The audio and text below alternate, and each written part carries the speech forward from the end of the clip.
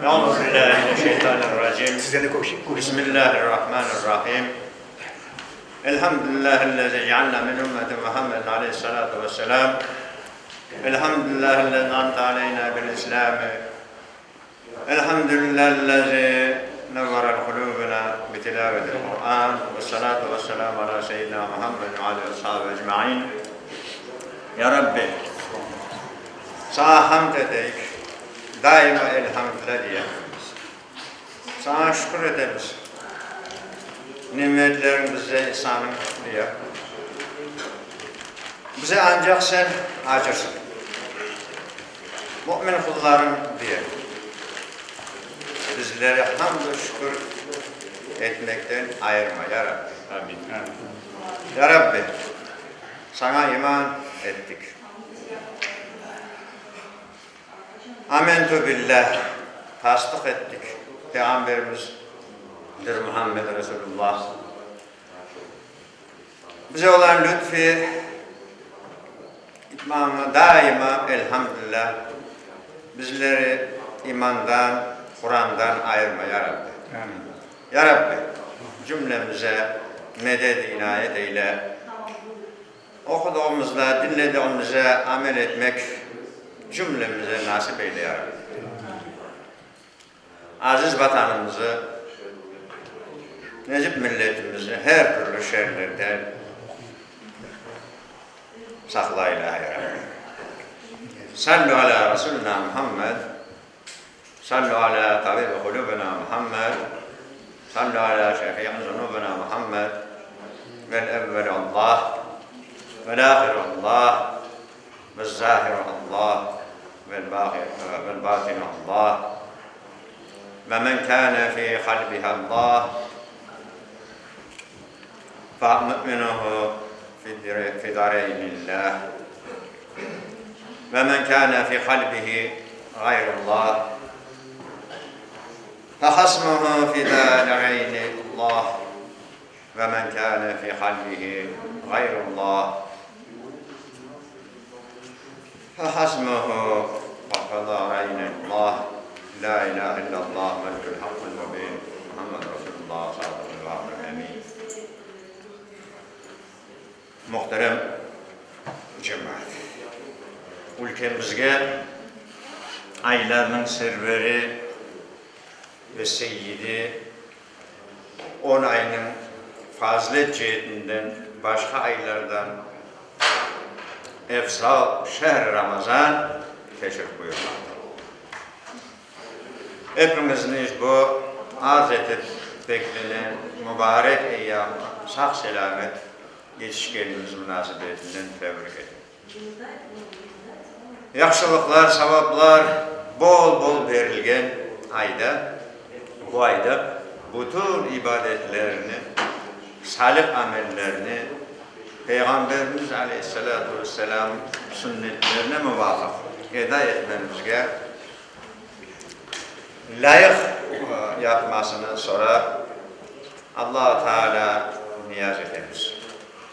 Allah-u Teala Ramazan ayı orazasının hüküm ve hikmetlerini kullarına iş bu aydaki faziletlerini ve sevaplarını ve sevaplı amellerini Kur'an-ı Kerim Bakara suresinde tefsilatlıca beyan eder.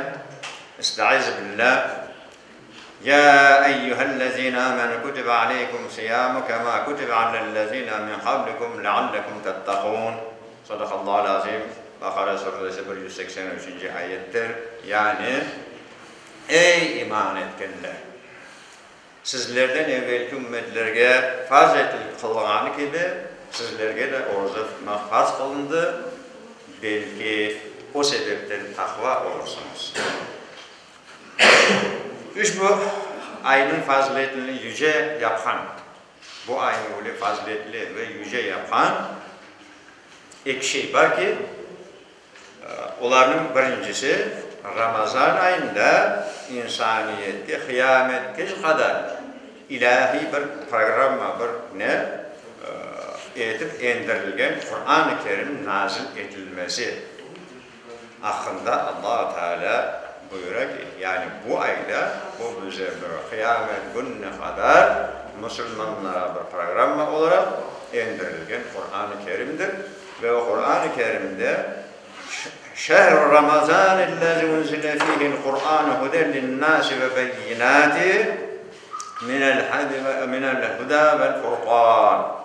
Yani bu Ramazan ayı insanlara yol gösterici, doğrunun ve doğrunun eğriden ayrılgan açık delilleri olarak Kur'an indirilgen aydır. Şehr Ramazan ellezî unzile fîhil Kur'an. Yani o Ramazan ayında Kur'an Bakara suresinin 85. ayetinde Allah-u Teala bizge bu birincisi, yani bu Ramazan ayı şereflendirgen bunu Allah'a birincisi, yani bu Kur'an indirilgen aydır.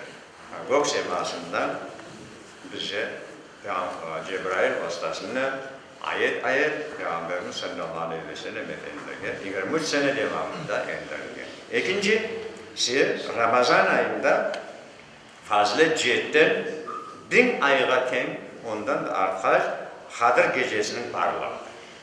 Yani birincisi bu Kur'an indigi, ikincisi o sebepten bu Ramazan ayı çok faziletli, çok ulu bir aydır ki ve onda Bismillahirrahmanirrahim İnna enzelnâhu fî leyletil kadri ve mâ edrake mâ leyletul kadr leyletul kadri hayrun min elfiş şehr tenezzelul melâiketu ve ruhu fîhâ biizni rabbihim min kullil emr selâmun hiye hatta matla'il fecr. Sadakallah. Yani elbette biz onun Kur'an'ını Levh-ül Mahfuz'dan birinci sema Kadir gecesinde indirdik, nazil ettik. Ey Muhammed! Biz onu, yani Kur'an'ını Kadir gecesinde indirdik. Kadir gecesinin ne olduğunu sen bilesin mi? Kadir gecesi 1000 aydan hayırlıdır. O gece Rablerin iznine melekler ve ruh, yani Cebrail her iş için iner durarlar. O gece selametlik doludur ve fecrinin doğuna kadar, tam atkancı kadar melaikeler gelirler ve hani burada Peygamberimiz bir hadis anlattı ki Musa kavminden bir adam 80 yıl kılıç kuşanıp İslam'a hizmet yaptı deyince sahabeler dedi ki ya biz ahir zaman 50-60 çıkmış gitmiş degen bir laf, umurumuz kısa.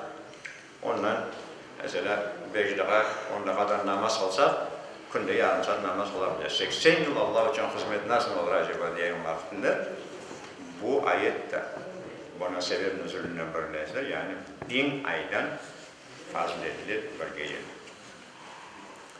Allah'ın rızası için orucu tutmak insanların dünyada günahlardan koruyan, dünyada orucu tutmak, bu dünyada o orucu günahlardan koruyor. Ahirette cehennem ateşinden koruyor.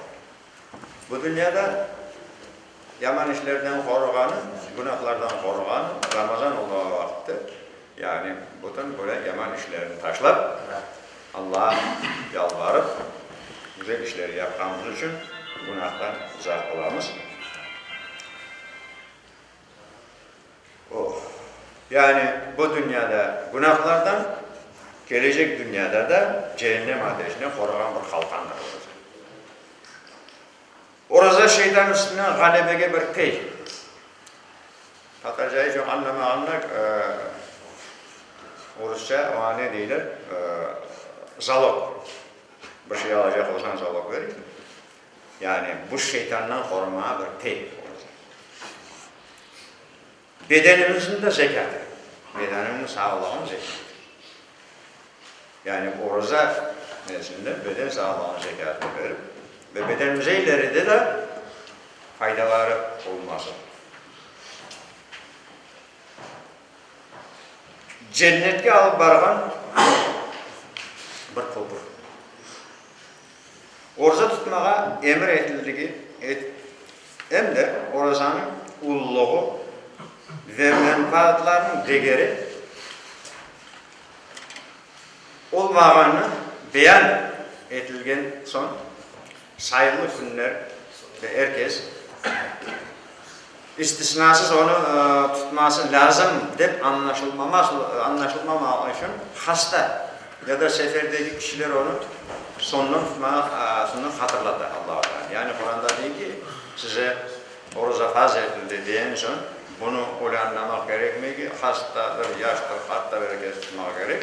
Yani burada Allah-u Teala bütün kolaylıklar verdiği sebebinden burada o diyor ki çünkü hasta ya da seferdeki kişiler onu sondan tutmasını hatırlatmakta burada ayette. Çünkü onların o oruza tutmaya mani olabilir. Ramazan'dan son tutmaya izin edilmekte. İşte aziz namaz ehli, dünyadaki bütün Müslümanlar Ramazan ayını sağınıp çok arzılıklarla karşılap almaktadır. Buna göre Resulullah sallallahu aleyhi ve sellem o zatın sahabeleri, tabiinler, salih insanlar Ramazan ayına büyük itibar vergenler. Bu ay gelgenge pek sevingenler.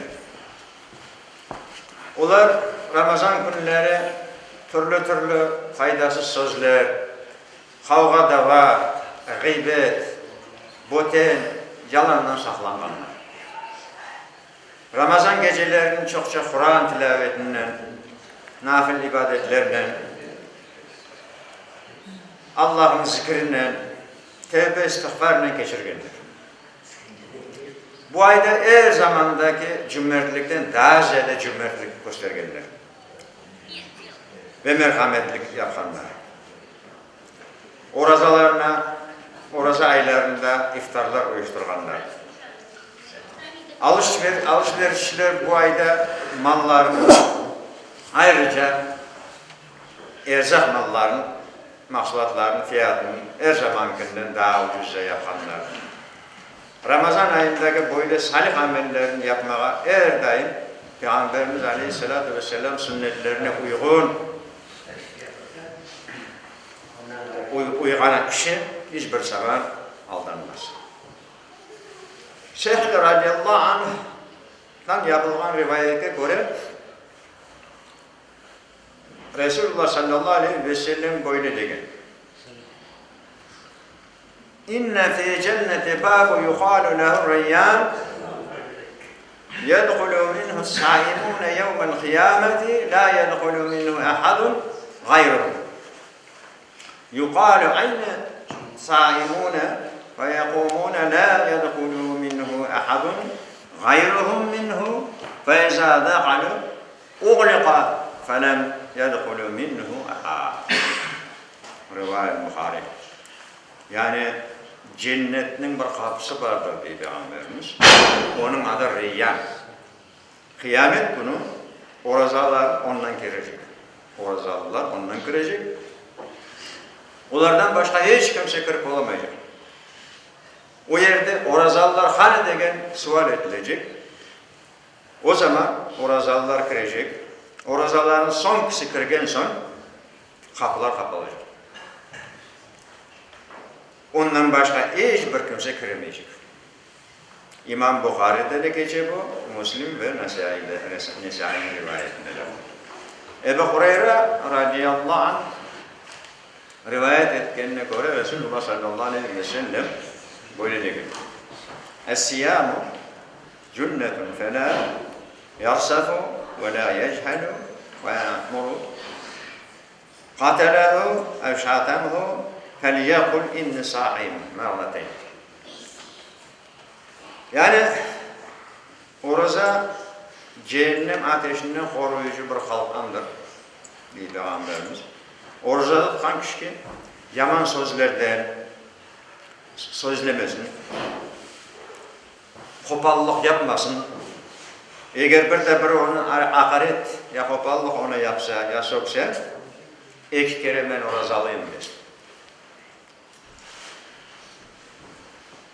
Allah'a yemin edeyim ki diye Peygamberimiz, orazalının ağzındaki kokusu Allah katında misk amber kokusundan daha güzel kokudur.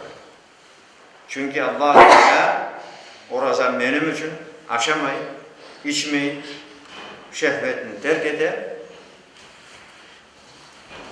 Orada bana has ibadettir. Özüm onun mükafatını verir. O halde her bir yaxşılıktan 10 kat yaxşılık var. Yani Allah Teala katında her günaha bir niyaz olsa, her yaxşılığa 10 yaxşılık.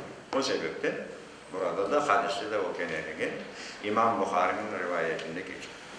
Muhterem cemaat, bu mübarek ayının ululuğunun ve faziletinden her bir salih işe verilgen ecir ve sevaplarından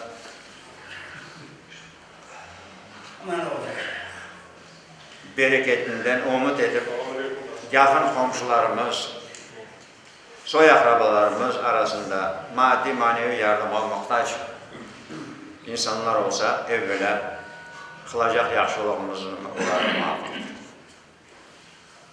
O halde hadis-i mübarekte Peygamberimiz Muhammed Aleyhisselatü Vesselam böyle diyor.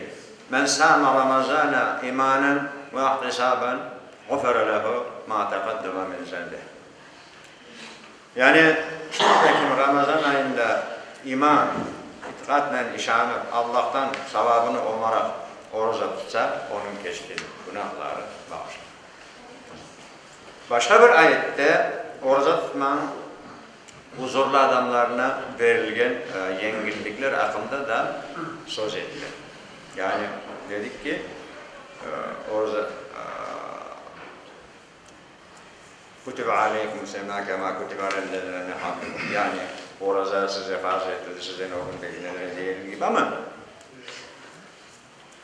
burada ayetin devamında diyor ki اَيَّامًا مَعْدُودَاتٍ فَمَنْ كَانَ مِنْكُمْ مَرِضًا اَوْ عَلَى سَفَرٍ فَعِدَّةٌ مِنْ اَيَّامٍ اُخَرَ وَعَلَى الَّذ۪ينَ يُطْعِمُونَ فِدْيَةٌ طَعَامُ مِسْكِينٍ فَمَنْ تَطَوَّعَ خَيْرًا فَهُوَ خَيْرٌ لَهُ وَاَنْ تَصُومُوا خَيْرٌ لَكُمْ اِنْ كُنْتُمْ تَعْلَمُونَ.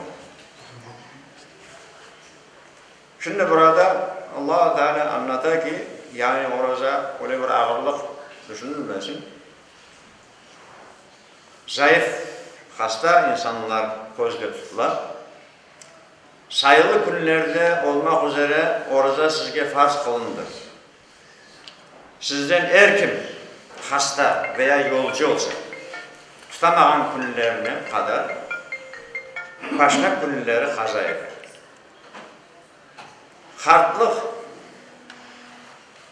ya da şifa umudu kalmayan hastalar gibi devamlı sebebi olan da orada tutmaya güçleri yetmeyenlerge bir fakir doyduracak kadar fidye versin.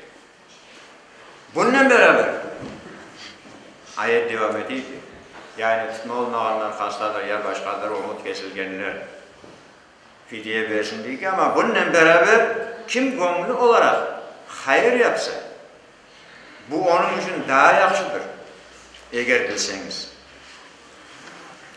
Kıyımlıklara rağmen oruca tutmanız siz için daha hayırlıdır. Yani bir yerde izin verilir. Fidye vermek yani bir insanın Hanefi mezhebinde sabahki akşamki aşayacak kadar miktarında tutmanın gününe aşma ya onun parasını vermek. Hasta olan ya endi bu öyle bir kronik hasta ki bunu endi tedavisi yok.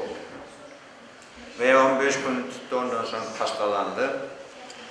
Böyle adamlar için fidye vermeye izin verilir. Lakin ayetin sonuna diyor ki oruca tutmanız için daha hayırlıdır. Endi insan özüne bakma olduğu kadar tırışması daha güzel. Ayetteki burada sayılı günler geçer. Sayılı günler Müslümanlara Ramazan ayında oruca tutmak farz kılındığını bildirir.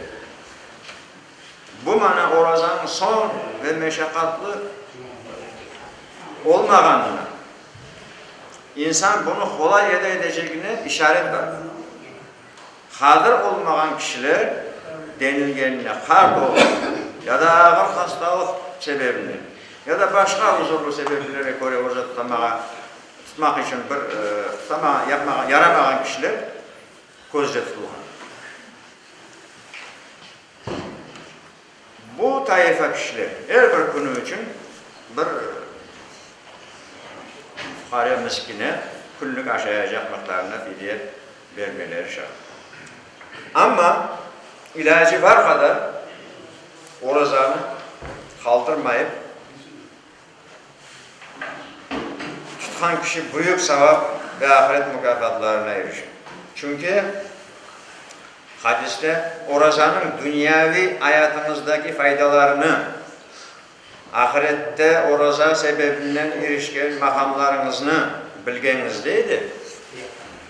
12 ay orada tutmaya istediniz diye Resulullah. Allah Teala böyle de gelir. Kâle kullu amelin ademe lehu illa siyamu fe ennehu li ve ana ecra. Bunu Bukhari rivayetine geçer. Ayta ki insanın her bir yapan ameli kendi içindir. Namazı, zekatı, sadakası, başka işleri. Lakin orazı benim için ve orazanın mükafatını ben özüm değerim diye Allah-u Teala. Hürmetli cemaat, dini idaremiz ve onun etrafındaki rayondaki vekilleri ve siz muhterem cemaat birlikte bu mübarek ayda merhametlik aksiyasını teşkil edilip hayır işleri, muhtaç kişilere her taraftan yardım, hasta bağlarına para ayırıp ve hak taksim edilip mübarek Ramazan ayını milli, dini değerlerimizge uygun geçirmemizge hiç şüphe yok. Müslümanlarımız bu ayda hayır ihsanı daha çok aytırmalarını, Kur'antalarga, hasta, zayıflarga yardım elini uzatmaları, muhtaç alından haber almaları, faziletli ve sevaplı işlerden sayılar. Çünkü Peygamberimiz Muhammed Aleyhisselatü Vesselam Ramazan ayında adamların en cömerti olğan hakkında sahih hadisler var. Abdullah İbni Abbas radıyallahu anh'dan rivayet edilir ki kâne Nebi sallallahu aleyhi ve sellem ecvedun nâsi bil hayri ve kâne ecvedu mâ yekûnu fî Ramazan hîne yelqâhu Cibril ve kâne Cibril aleyhisselam yelqâhu kullu leyletin fî Ramazan hatta yansalihu يعرض عليه النبي صلى الله عليه وسلم والقرآن فإذا لقينه جبريل عليه السلام كان أجود بالخير من الريح المرسلة.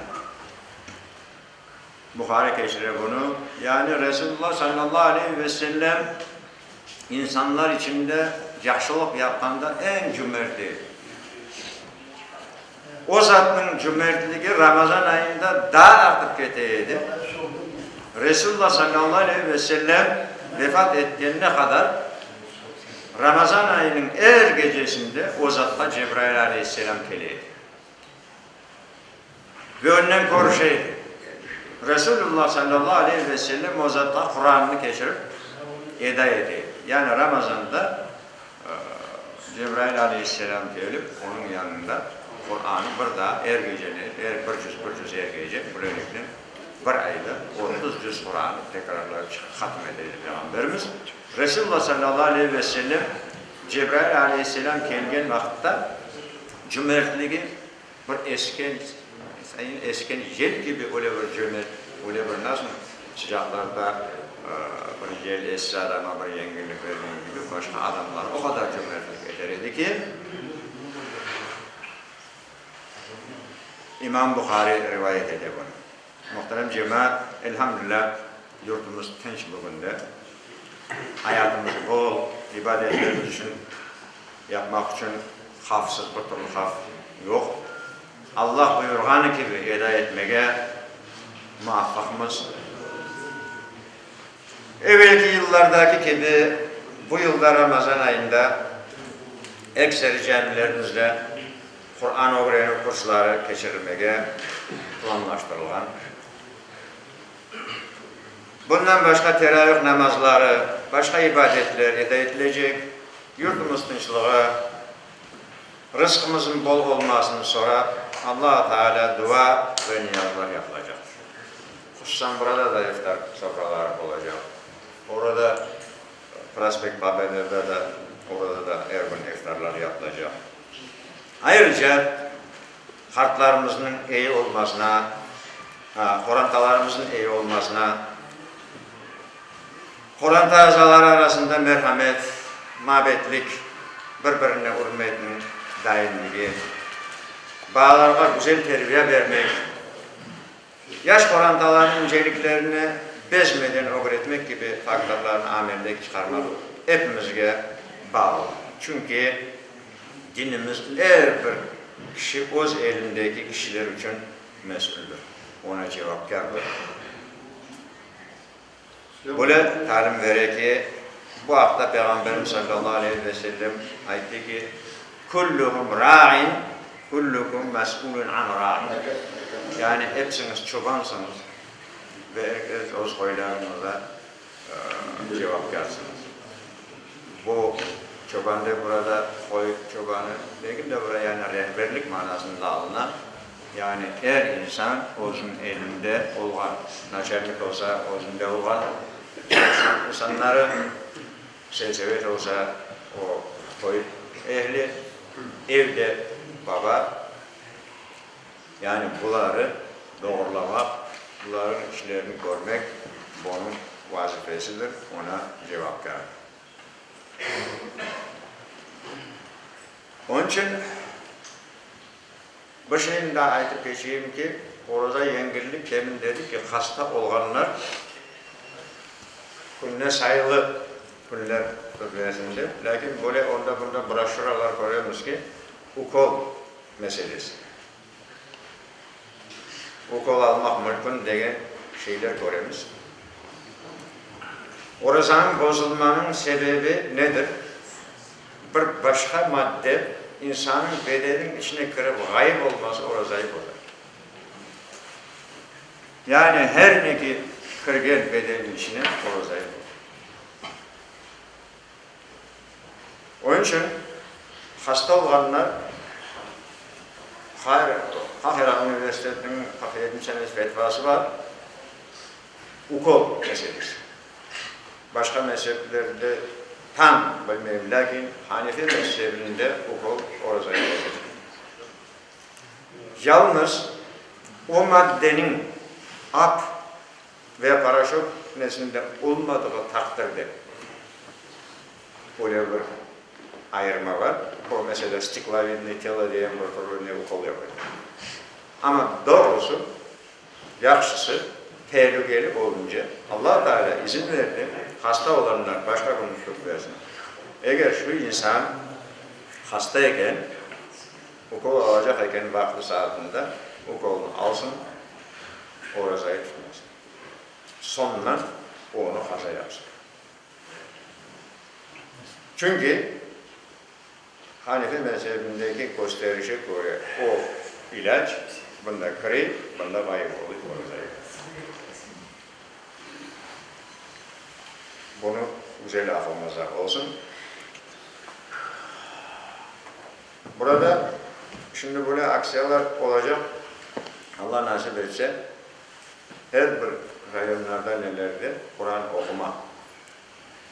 Hani işte Ramazan'da bağları o yerlerde açılsa vermek gerek. Basınlar, öğrensinler. İnsanın ölgeninle beraber amel defteri kapattılar. Lakin 3 kişinin amel defterleri kapatıldı. Biri kim? O sadaka-i cariye. Hadiste diyor ki İzâ mâte el-insânu enqat'a ameluhu illâ men selâse. Sadaka-i cariye ilmun yunfa'u bih ev veledun salihun yad'u lahu. Sadaka Resulullah. Yani o'lgan inson amel defteri kapalar ama ücretiniz kapalmaydı. Biri sadakatil cariye. Sadaka cariye nedir? Devamlı olan hayır. Ne ki? Cami, çeşme, mektep ve kopur gibi adamlar geçer. Herkesin faydalanması için yapılan hayır. Ondan ne kadar insanlar faydalansa o insanın amel defteri. Başkasının amel defteri kapalı ama o insanın bu yapan bu şeyleri sebebinden onun defterini yazılır. İkincisi hayırlı, faydalı bir işe yarayacak bir ilim bırakmaz. Bir alim olup bir ilim bıraksa o ilimle ne kadar kullansalar o devamınca o insanın amel defterine yazılır. Ve üçüncüsü ana ve babasına hayır dua eden bir evlat bırakır. Hani onun için demin söylediğim nelere bağlarımız var, hiç olmayan da bırakıldı vallahi öğrenseler, bizlere dualar etseler, bizim amel defterlerimize de yazılacaktır. Bunu da akıldan çıkarmamak gerekir.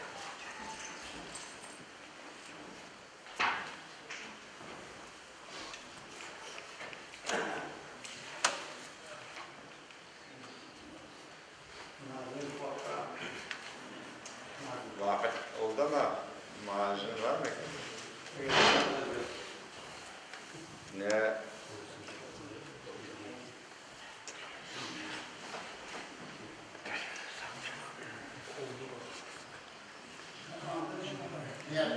Kirlir ve kirlir. Ne fayda var?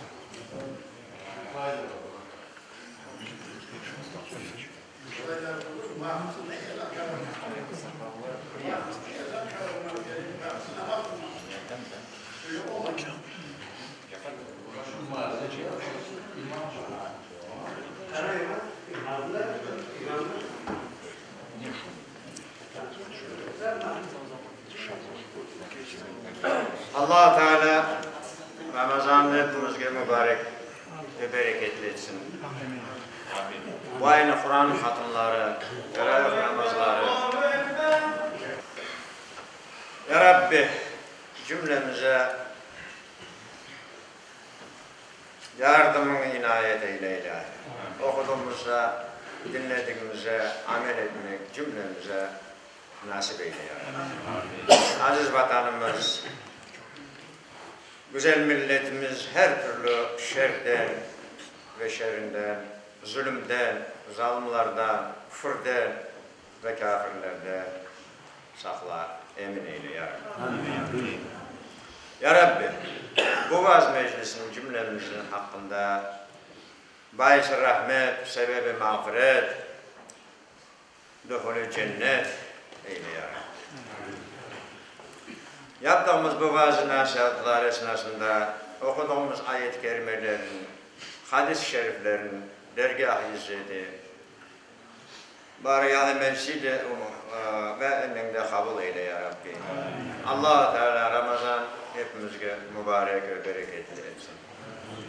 Bu ayın Kur'an hatimleri, teravih namazları, emr-i ma'ruf ve nahy-i münker ve salih amellerine geçirmemizni nasip eylesin. Kirip geliyatkan Ramazan ayı hepimizge mübarek olsun. Amin. Rahmetke ya Erhamer-Rahimin. Lillahi Teala'l-Fatiha. Bismillahirrahmanirrahim. Elhamdülillahi Rabbil alemin.